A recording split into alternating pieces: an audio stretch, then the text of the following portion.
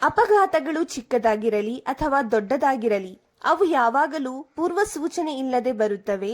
ಅದಕ್ಕಾಗಿಯೇ ನಾವು ಸದಾ ಜಾಗರೂಕರಾಗಿರುವುದು ಮುಖ್ಯವಾಗಿದೆ. ಅಪಘಾತದ ಸಂದರ್ಭದಲ್ಲಿ ನಮಗೆ ಪೊಲೀಸ್, ಆಸ್ಪತ್ರೆ, ಅಗ್ನಿಶಾಮಕ ದಳ, ನಮ್ಮ ಸಂಬಂಧಿಕರು ಮುಂತಾದವರ ಸಹಾಯದ ಅಗತ್ಯವಾಗುತ್ತದೆ. ಬನ್ನಿ, ಈ ವಿಡಿಯೋದ ಸಹಾಯದಿಂದ ನಾವು ಪಟ್ಟಿಯನ್ನು ಹೇಗೆ ಸಿದ್ಧಪಡಿಸಬೇಕು ಎಂಬುದನ್ನು ಅರ್ಥ ಮಾಡಿಕೊಳ್ಳೋಣ.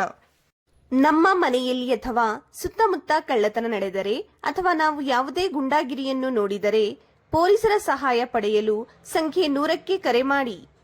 ನಮ್ಮ ಮನೆ ಅಥವಾ ನೆರೆಹೊರೆಯಲ್ಲಿ ಬೆಂಕಿ ಅಥವಾ ಸ್ಫೋಟ ಸಂಭವಿಸಿದರೆ ಭಯಪಡಬೇಡಿ, ಸಹಾಯಕ್ಕಾಗಿ 101ಕ್ಕೆ ಕರೆ ಮಾಡಿ.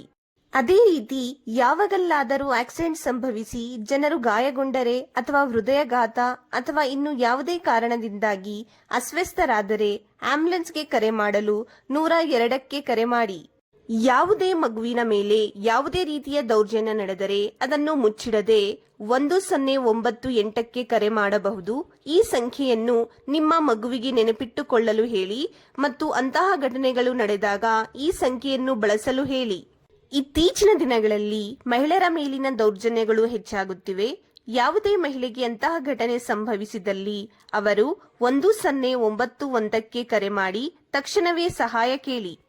ನಿಮಗೆ ಆ ದೂರದಲ್ಲಿ ನಿರ್ದಿಷ್ಟ ಸಂಖ್ಯೆಯನ್ನು ನೆನಪಿಟ್ಟುಕೊಳ್ಳಲು ಸಾಧ್ಯವಾಗದಿದ್ದರೆ ಈ ಸಂಖ್ಯೆಯನ್ನು ನೆನಪಿಟ್ಟುಕೊಳ್ಳಿ. ಸಂಖ್ಯೆ 112ಕ್ಕೆ ಕರೆ ಮಾಡಿ. ಈ ಸಂಖ್ಯೆಯನ್ನು ಮ್ಯಾಜಿಕ್ ಸಂಖ್ಯೆ ಎಂದು ಕರೆಯಲಾಗುತ್ತದೆ.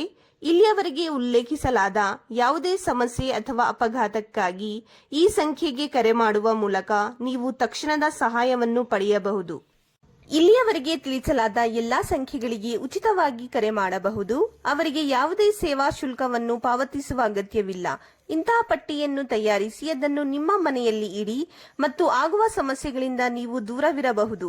ನಿಮಗೆ ಈ ವಿಡಿಯೋ ಇಷ್ಟವಾಗಿದೆ ಎಂದು ನಾವು ಭಾವಿಸುತ್ತೇವೆ. ಇಂತಹ ಇನ್ನಷ್ಟು ಹೊಸ ವಿಡಿಯೋಗಳೊಂದಿಗೆ ನಿಮ್ಮನ್ನು ಭೇಟಿ ಮಾಡುತ್ತೇವೆ. ಅಲ್ಲಿಯವರೆಗೆ ಧನ್ಯವಾದಗಳು.